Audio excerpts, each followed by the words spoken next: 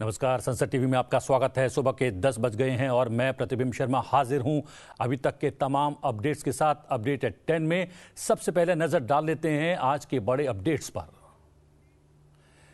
18 से 22 सितंबर तक संसद के विशेष सत्र का प्रस्तावित एजेंडा जारी। लोकसभा और राज्यसभा में 75 सालों में संसद की यात्रा पर होगी चर्चा।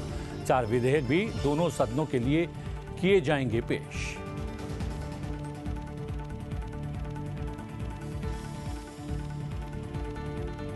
प्रधानमंत्री नरेंद्र मोदी आज करेंगे 57,000 करोड़ से अधिक की विकास परियोजनाओं का शुभारंभ। डाउनस्ट्रीम पेट्रोकेमिकल कॉम्प्लेक्स और रिफाइनरी विस्तार परियोजना की रखेंगे आधारशिला। छत्तीसगढ़ में करीब 6,350 करोड़ रुपए की रेल क्षेत्र की महत्वपूर्ण परियोजनाएं करेंगे राष्ट्र को समर्पित। प्रधानमंत्री और लोकसभा अध्यक्ष ओम बिरला ने दी देशवासियों को हिंदी दिवस की शुभकामनाएं। केंद्रीय गृह और सहकारिता मंत्री अमित शाह का संदेश, हिंदी के समृद्ध होने से इस देश की सारी भाषाएं समृद्ध होंगी। राज्यसभा सचिवालय ने किया हिंदी पखवाड़ा 2023 का आयोजन। उपराष्ट्रपति जगदीप धनखड़ जयपुर में बांध सुरक्षा पर एक अंतर्राष्ट्रीय सम्मेलन का करेंगे उद्घाटन। टोंक और अजमेर में विभिन्न कार्यक्रमों में लेंगे हिस्सा।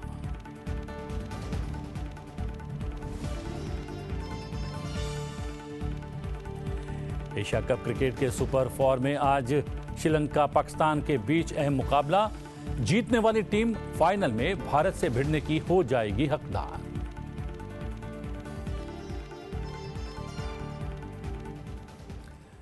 अठारह से 22 सितंबर तक संसद के विशेष सत्र का प्रस्तावित एजेंडा जारी कर दिया गया है। बुधवार को जानकारी साझा करते हुए बताया गया है कि सत्र के पहले दिन लोकसभा और राज्यसभा में 75 सालों में संसद की यात्रा पर चर्चा होगी। इस दौरान संविधान सभा से लेकर आज तक संसदीय यात्रा पर विमर्श भी होगा। वहीं सत्र के दौरान 4 विधेयकों को भी दोनों सदनों में पेश किया जाएगा। दरअसल 3 अगस्त को अधिवक्ता संशोधन विधेयक 2023 और प्रेस और आवधिक पंजीकरण विधेयक 2023 को राज्यसभा में पारित किया गया था। इन्हें अब लोकसभा में पेश किया जाएगा। वहीं राज्यसभा में 10 अगस्त को डाकघर विधेयक 2023 और मुख्य चुनाव आयुक्त और अन्य चुनाव आयुक्त नियुक्ति, सेवा की शर्तें और कार्यालय की अवधि विधेयक 2023 पेश किए गए थे, जिन पर अब विशेष सत्र के दौरान चर्चा होगी। इसके अलावा लोकसभा में जो अन्य बिल पेश किए जाएंगे उनमें पोस्ट ऑफिस बिल 2023, एडवोकेट संशोधन विधेयक 2023 और press and registration of periodicals bill 2023 शामिल हैं, जो पहले ही 3 अगस्त 2023 को राज्यसभा द्वारा पारित किए जा चुके हैं। आज हिंदी दिवस है। आज ही के दिन साल 1949 में संविधान सभा ने दिल्ली को राजभाषा के रूप में अपनाया था, इसलिए आज के दिन को हिंदी दिवस के रूप में मनाने के लिए अपनाया गया। संविधान के अनुच्छेद 343 के तहत हिंदी को राजभाषा बनाया गया है। प्रधानमंत्री नरेंद्र मोदी ने हिंदी दिवस पर देशवासियों को बधाई दी है। प्रधानमंत्री ने सोशल मीडिया प्लेटफॉर्म एक्स पर अपने संदेश में कहा है कि मेरे सभी परिवारजनों को हिंदी दिवस की हार्दिक शुभकामनाएं। मेरी कामना है कि हिंदी भाषा राष्ट्रीय एकता और सद्भावना की डोर को निरंतर मजबूत करती रहेगी। हिंदी दिवस के अवसर पर लोकसभा अध्यक्ष ओम बिरला ने एक्स पर लिखा, हिंदी दिवस की आप सभी को हार्दिक शुभकामनाएं। पूज्य बापू हिंदी को जनमानस की भाषा कहते थे। हिंदी हमारी संस्कृति, इतिहास, परंपरा, रीति रिवाज व संस्कारों का महत्वपूर्ण भाग है। हिंदी आज संपूर्ण विश्व में समृद्ध हो रही है। इसमें महत्वपूर्ण योगदान दे रही विभूतियों का आत्मिक अभिनंदन। पुणे में केंद्रीय गृह मंत्री अमित शाह की अध्यक्षता में हिंदी एवं तृतीय अखिल भारतीय राजभाषा सम्मेलन का आज आयोजन होने वाला है।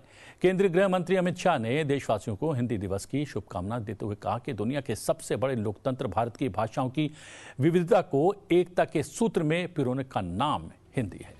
स्वतंत्रता आंदोलन से लेकर आज तक देश को एक सूत्र में बांधने में हिंदी की महत्वपूर्ण भूमिका रही है। आइए हिंदी दिवस के अवसर पर राजभाषा हिंदी सहित सभी भारतीय भाषाओं को सशक्त करने का संकल्प लें। केंद्रीय गृह और सहकारिता मंत्री ने कहा कि हिंदी उन समस्त भारतीय भाषाओं की मूल परंपरा से है जो इस देश की मिट्टी से उपजी हैं, यही पुष्पित और पल्लवित हुई हैं। और जिन्होंने अपनी शब्द संपदा, भाव संपदा, रूप शैली और अपने पदों से हिंदी को लगातार समृद्ध किया है। उन्होंने कहा कि हिंदी के समृद्ध होने से इस देश की सारी भाषाएं समृद्ध होंगी और इस देश की सारी भाषाओं के समृद्ध होने से हिंदी भी समृद्ध होगी। दुनिया के सबसे बड़े लोकतंत्र की भाषाओं की विविधता को एकता के सूत्र में पिरोने का नाम है हिंदी। हिंदी एक जनतांत्रिक भाषा रही है। इसने अलग अलग भारतीय भाषाओं और बोलियों के साथ साथ कई वैश्विक भाषाओं को सम्मान देने का काम भी किया है और उनकी शब्दावलियां, पदों और व्याकरणों के नियमों को अपनाया है। हिंदी भाषा ने स्वतंत्रता आंदोलन के मुश्किल दिनों में देश को एक सूत्र में बांधने का अभूतपूर्व काम किया। इसने अनेक भाषाओं और बोलियों में बटे देश में एकता की भावना स्थापित की। देश में पूरब से पश्चिम और उत्तर से दक्षिण तक स्वतंत्रता की लड़ाई को आगे बढ़ाने में संवाद भाषा के रूप में काम किया है। इसमें हिंदी की महत्वपूर्ण भूमिका रही है।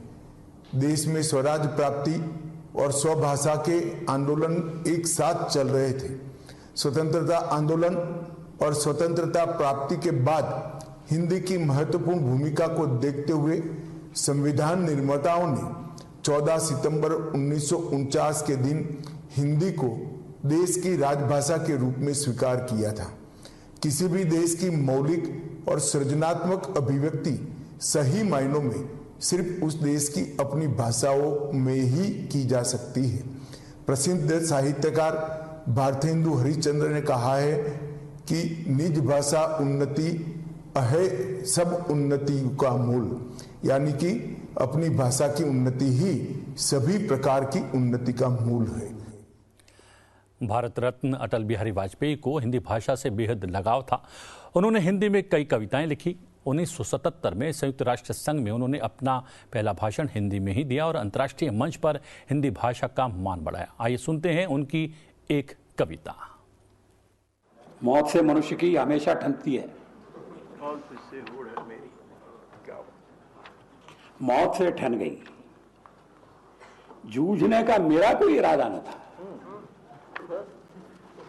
जूझने का मेरा कोई इरादा न था, मोड़ पर मिलेंगे इसका वादा न था।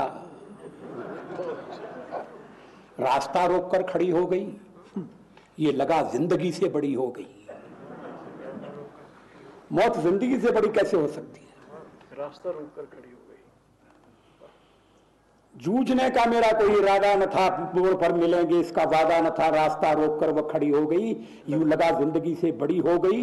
मौत की उम्र क्या दो पल भी नहीं, जिंदगी सिलसिला आज कल की नहीं।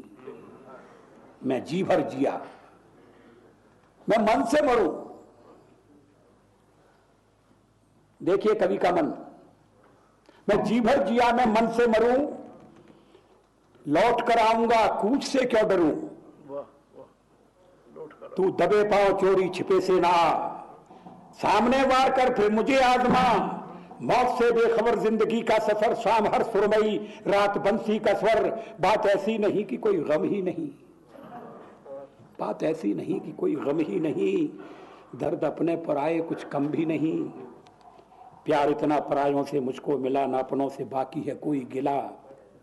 हर चुनौती से दो हाथ मैंने किए, आंधियों में जलाए हैं पुष्टे दिए। प्रधानमंत्री नरेंद्र मोदी आज मध्य प्रदेश और छत्तीसगढ़ का दौरा करने वाले हैं। प्रधानमंत्री सुबह करीब 11:15 बजे मध्य प्रदेश के बीना पहुंचेंगे, जहां वो 50,700 करोड़ रुपए से अधिक की परियोजनाओं का शिलान्यास करने वाले हैं। प्रधानमंत्री नरेंद्र मोदी मध्य प्रदेश के सागर में बीपीसीएल की बीना रिफाइनरी में डाउनस्ट्रीम पेट्रोकेमिकल कॉम्प्लेक्स और रिफाइनरी विस्तार परियोजना की आधारशिला रखेंगे। बीपीसीएल नए भारत की आकांक्षाओं के अनुरूप बीना रिफाइनरी में आधुनिक पेट्रोकेमिकल कॉम्प्लेक्स विकसित कर रहा है। 49,000 करोड़ रुपए के निवेश से बुंदेलखंड के समूचे क्षेत्र में समृद्धि और खुशहाली आएगी। इस परियोजना के अंतर्गत बीना रिफाइनरी की क्षमता बढ़कर 110 लाख मीट्रिक टन प्रति वर्ष हो जाएगी। इससे 2200 किलो टन पेट्रोकेमिकल से अधिक उत्पादन होगा। ये परियोजना 5 वर्ष में पूरी होगी।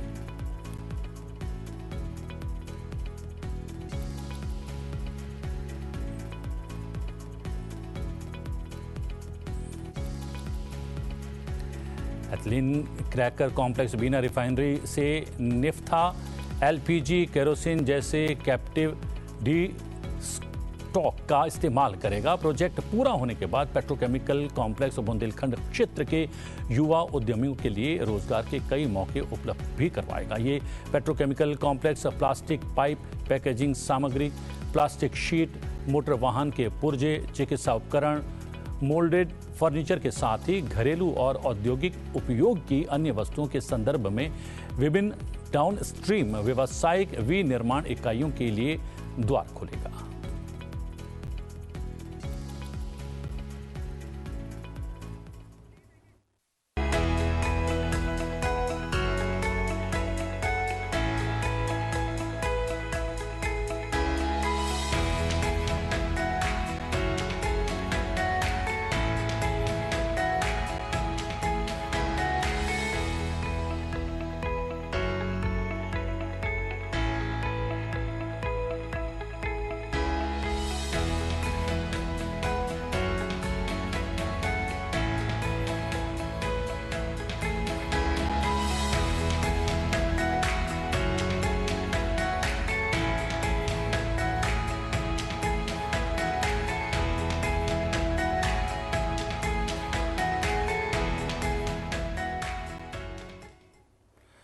ये था कि मध्य प्रदेश में प्रधानमंत्री आज क्या कुछ करने वाले हैं। इसके अतिरिक्त प्रधानमंत्री मध्य प्रदेश के बाद छत्तीसगढ़ के रायगढ़ पहुंचेंगे, जहां वो रेल क्षेत्र की महत्वपूर्ण परियोजनाओं को राष्ट्र को समर्पित करने वाले हैं।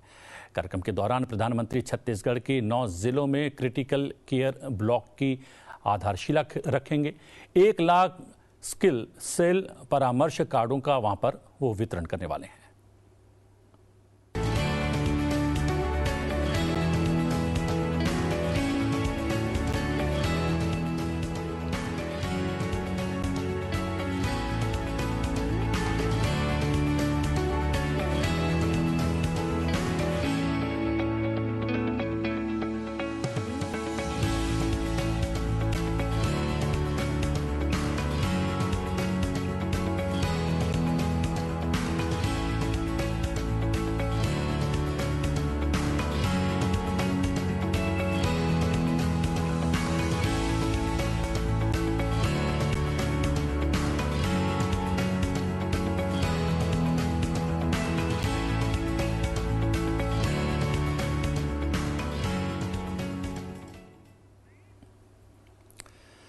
इससे पहले G20 शिखर सम्मेलन के बाद प्रधानमंत्री नरेंद्र मोदी बुधवार को पहली बार बीजेपी मुख्यालय पहुंचे। इस दौरान सफल सम्मेलन के लिए उनका जोरदार स्वागत किया गया।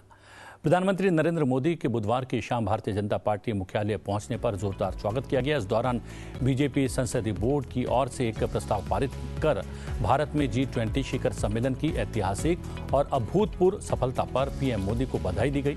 पार्टी ने कहा कि भारत की G20 अध्यक्षता को हमेशा जनता के G20 के रूप में जाना जाएगा और इसे एक सच्चे जन संचालित प्रयास के रूप में देखा जाएगा। प्रधानमंत्री जब बीजेपी की केंद्रीय चुनाव समिति की बैठक में भाग लेने पार्टी मुख्यालय पहुंचे तो वहां मौजूद कार्यकर्ताओं ने उनके ऊपर फूलों की वर्षा की और मोदी मोदी के नारे लगाए। G20 शिखर सम्मेलन के आयोजन के बाद पीएम मोदी का पार्टी कार्यालय का ये पहला दौरा था।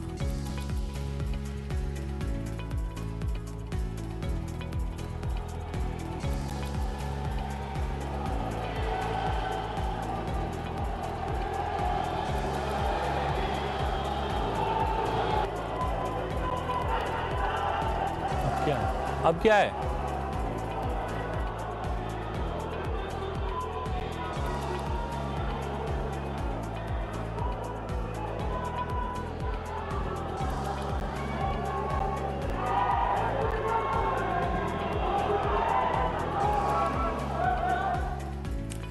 इससे पहले केंद्रीय मंत्रिमंडल ने एक प्रस्ताव पारित कर G20 शिखर सम्मेलन के सफल आयोजन के लिए पूरे देश की ओर से प्रधानमंत्री नरेंद्र मोदी को बधाई दी।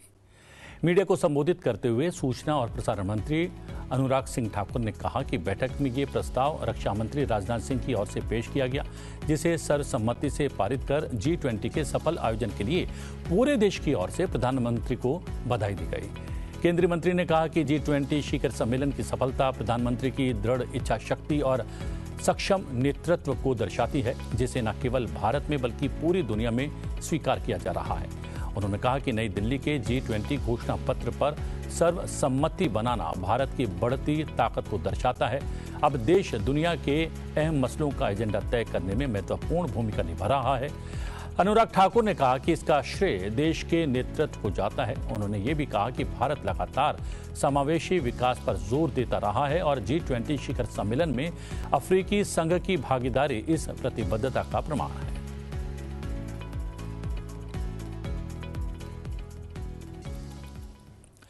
प्रधानमंत्री नरेंद्र मोदी की अध्यक्षता में हुई केंद्रीय मंत्रिमंडल की बैठक में कई अहम फैसलों को मंजूरी दी गई। इसमें वर्ष 2023-24 से 2025-26 के लिए उज्ज्वला योजना के तहत 75 लाख नए कनेक्शन देने और ई-कोड प्रोजेक्ट के तीसरे चरण को लागू करने का फैसला किया गया। उज्ज्वला योजना के तहत अब तक 9 करोड़ 60 लाख रसोई गैस सिलेंडर दिए जा चुके हैं। आगे अब इस योजना में गरीब और जरूरतमंद परिवारों की महिलाओं को और 75 लाख सिलेंडर उपलब्ध करवाए जाएंगे। दूसरे चरण की उज्ज्वला योजना के तहत पहले की तरह ही लाभार्थियों को एक भरा हुआ गैस सिलेंडर और गैस स्टोव मुफ्त में दिया जाएगा। केंद्र सरकार ने 4 वर्षों के लिए 7,210 करोड़ रुपए के वित्तीय परिव्यय के साथ ई-कोड मिशन मोड परियोजना के तीसरे चरण को भी मंजूरी दे दी है। प्रधानमंत्री नरेंद्र मोदी की अध्यक्षता में हुई मंत्रिमंडल की बैठक में ये फैसला लिया गया। राष्ट्रीय ई गवर्नेंस योजना के तहत ई-कोड परियोजना वर्ष 2007 से ही लागू है। ई-कोड मिशन का उद्देश्य प्रौद्योगिकी के माध्यम से आम जन तक न्याय सेवाओं की पहुंच को बेहतर बनाना है। ऐसे लोग जिनके पास प्रौद्योगिकी के इस्तेमाल की सुविधा नहीं है, वो ई-सेवा केंद्रों के माध्यम से न्यायिक सेवाओं का लाभ उठा सकते हैं। ई-कोड का उद्देश्य न्याय प्रणाली को ऑनलाइन और पेपरलेस बनाकर लोगों के लिए ज्यादा सुगम, किफायती और पारदर्शी बनाना है। कर्मचारी भविष्य निधि संगठन EPFO, राष्ट्रीय पेंशन योजना और NPS और कर्मचारी राज्य बीमा निगम के डेटा का विश्लेषण पर आधारित एक रिपोर्ट के अनुसार भारत में फाइनेंशियल ईयर 2020 और फाइनेंशियल ईयर 2023 के बीच लगभग 5.2 करोड़ फॉर्मल जॉब्स क्रिएट हुए हैं। इसमें शुद्ध रूप से 2.27 करोड़ नई नौकरियां हैं। सरकार अप्रैल 2018 से घोष रिपोर्ट द्वारा दी गई सिफारिशों के आधार पर EPFO, NPS और ESIC से मासिक पेरोल डेटा जारी कर रही है। रिपोर्ट के अनुसार पिछले 4 सालों में पेरोल के EPFO पेरोल डेटा रुझान से पता चलता है कि फाइनेंशियल ईयर 2020-23 के दौरान शुद्ध नए EPFO ग्राहकों की संख्या 4.86 करोड़ रही है। इसमें नया पेरोल यानी कि पहला पेरोल, दूसरा पेरोल यानी कि फिर से शामिल, पुनः सदस्यता लेने वाले सदस्य और औपचारिक पेरोल शामिल है। भारत को स्पेन से पहला C-295 MW परिवहन विमान मिल चुका है। वायुसेना प्रमुख air chief marshal VR Chaudhari ने स्पेन के सेविले में पहला C-295 MW परिवहन विमान औपचारिक रूप से सौंपे जाने के समारोह में हिस्सा लिया। भारतीय वायुसेना के अनुसार विमान को औपचारिक रूप से एयरबस द्वारा भारतीय वायुसेना को सौंप दिया गया। भारत ने वायुसेना के एवरो बेड़े को बदलने के लिए 56 एयरबेस C-295 विमानों की खरीदी के लिए अनुबंध किया है। अनुबंध संबंधी समझौते के अनुसार एयरबस सेविले में अपनी अंतिम असेंबली लाइन से उड़ान भरने की स्थिति वाले 16 विमानों की आपूर्ति करेगा। शेष 40 विमानों का निर्माण और संयोजन एयरबस और टाटा एडवांस सिस्टम के बीच औद्योगिक सहभागिता के तहत भारत में टाटा एडवांस सिस्टम द्वारा किया जाएगा। सभी C-295 विमान स्वदेशी इलेक्ट्रॉनिक राडार वार्निंग और जैमर से सुसज्जित होंगे। 56 C-295 विमानों को वायुसेना के बेड़े में शामिल करने से मेक इन इंडिया पहल को भी बढ़ावा मिलेगा।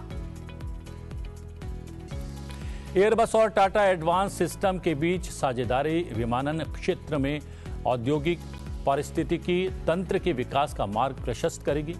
इस प्रक्रिया में विमान के संपूर्ण जीवन चक्र का विनिर्माण, संयोजन, परीक्षण, योग्यता वितरण और रखरखाव शामिल होने से ये भारी निवेश को आकर्षित करेगा और इससे अप्रत्यक्ष रोजगार भी पैदा होंगे।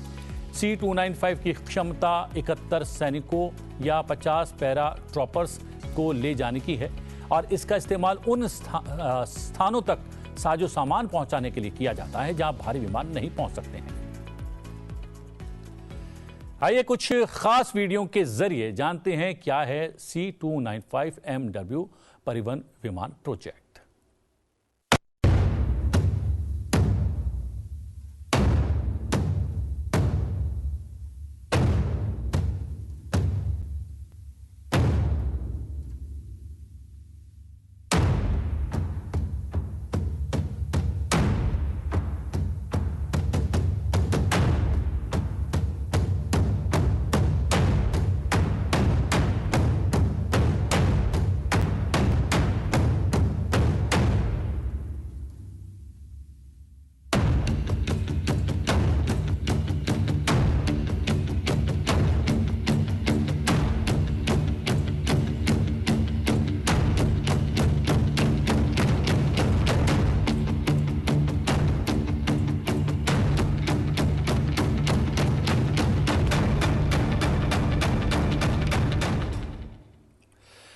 घरेलू शेयर बाजार ने आज कारोबार की शुरुआत नए इतिहास के साथ की है। बाजार में कारोबार शुरू होते ही दोनों प्रमुख सूचकांक BSE सेंसेक्स और NSE निफ्टी अपने नए लाइफ टाइम हाई लेवल पर पहुंच गया है। शेयर बाजार ने आज नया रिकॉर्ड बनाते हुए लगातार तेजी दिखाई है। जहां निफ्टी लगातार 20,000 के आंकड़े के पार है, वहीं बॉम्बे स्टॉक एक्सचेंज भी तेजी बनाए हुए है और 67,000 के स्तर पर खुला है। NSE निफ्टी पहली बार 20,000 के आंकड़े के पार खुला है, जो कि इंट्राडे में 20,139 का लाइफ हाई भी बनाया है। इसी तरह BSE सेंसेक्स भी 67,693 के लेवल पर पहुंच गया है। और बात एशिया कप की। एशिया कप 2023 का 5वां सुपर 4 मुकाबला आज श्रीलंका और पाकिस्तान के बीच खेला जाने वाला है। मैच कोलंबो के आर प्रेमदासा स्टेडियम में भारतीय समय के अनुसार दोपहर 3 बजे से शुरू होगा। इसका टॉस लगभग 2:30 बजे होने वाला है। हम आपको बता दें कि आज जीतने वाली टीम फाइनल में प्रवेश करेगी, जबकि दूसरी बाहर हो जाएगी। यदि श्रीलंका हार जाता है तो एशिया कप इतिहास में पहली बार भारत और पाकिस्तान फाइनल खेला जाएगा। श्रीलंका और पाकिस्तान के 2-2 पॉइंट्स हैं और मैच जीतने वाली टीम के पास 4 पॉइंट्स हो जाएंगे। भारत पहले ही 4 पॉइंट्स लेकर टूर्नामेंट के फाइनल में पहुंच चुका है। अगर मुकाबला बारिश की वजह से रद्द होता है तो श्रीलंका टीम फाइनल खेलेगी, क्योंकि उसका रन रेट पाकिस्तान से बेहतर है। श्रीलंका और पाकिस्तान के बीच अब तक 155 वनडे मुकाबले खेले जा चुके हैं। पाकिस्तान ने 92 और श्रीलंका ने 58 मैचों में जीत हासिल की है। 4 मैच नो रिजल्ट और 1 मैच टाई भी रहा है। वनडे फॉर्मेट में दोनों टीमें आखिरी बार 2019 में आमने सामने हुई थी, तब पाकिस्तान को जीत मिली थी। अगर पाकिस्तान ये मुकाबला जीतता है तो उनकी श्रीलंका पर लगातार ये 9वीं जीत होगी। और बात करते हैं आज के दिन से जुड़े हुए इतिहास की और जानते हैं आज के दिन से जुड़ी घटनाओं के बारे में। और हम जाते हैं आपको आज के इतिहास के साथ छोड़े हुए, और मुझे दीजिए आज्ञा, लेकिन देखते रहिए संसद टीवी। नमस्कार। 14 सितंबर साल 1949 को संविधान सभा ने हिंदी को राजभाषा के रूप में अपनाया। आज ही के दिन इसे भारत गणराज्य की आधिकारिक भाषा के रूप में अपनाया गया। इसीलिए हर साल 14 सितंबर के दिन को हिंदी दिवस के रूप में मनाया जाता है। हिंदी दिवस के मौके पर भारत सरकार हिंदी पखवाड़ा मनाती है। संविधान के अनुच्छेद 343 के तहत हिंदी को राजभाषा बनाया गया। चीनी, स्पेनिश और अंग्रेजी के बाद हिंदी दुनिया की चौथी सबसे ज्यादा बोली जाने वाली भाषा है। 14 सितंबर साल 2000 को भारत रत्न अटल बिहारी वाजपेयी अमेरिकी कांग्रेस को संबोधित करने वाले भारत के चौथे प्रधानमंत्री बने। अटल बिहारी वाजपेयी को भारत के सर्वाधिक करिश्माई नेताओं में से एक माना जाता है। इसके साथ ही वे अमेरिका के दोनों सदनों की संयुक्त बैठक को संबोधित करने वाले तीसरे प्रधानमंत्री बने। वाजपेयी से पहले बतौर प्रधानमंत्री PV नरसिम्हा राव और राजीव गांधी अमेरिका के दोनों सदनों की संयुक्त बैठक को संबोधित कर चुके हैं। बाद में पूर्व प्रधानमंत्री मनमोहन सिंह और प्रधानमंत्री नरेंद्र मोदी भी संयुक्त बैठक को संबोधित कर चुके हैं। हिंदी भाषा से लगाव और भारतीय होने पर गर्व करने वाले वाजपेयी ने साल 1977 में संयुक्त राष्ट्र संघ में अपना पहला भाषण हिंदी में दिया। यह पहला मौका था जब यूएन जैसे अंतर्राष्ट्रीय मंच पर हिंदी भाषा का मान बढ़ा था। 14 सितंबर साल 1959 को लूना 2 अंतरिक्षयान चंद्रमा की सतह पर पहुंचने वाला पहला अंतरिक्षयान बना। यह पहली बार था जब किसी अन्य खगोलीय पिंड के साथ संपर्क करने वाला यह पहला मानव निर्मित उपकरण था। सोवियत संघ की लूना परियोजना के अंतर्गत छोड़ा गया यह दूसरा अंतरिक्षयान था जो सफलतापूर्वक चंद्रमा पर पहुंचा। इस यान को सोवियत संघ ने कजाकिस्तान के बाइकोनूर कॉस्मोड्रोम से प्रक्षेपित किया था।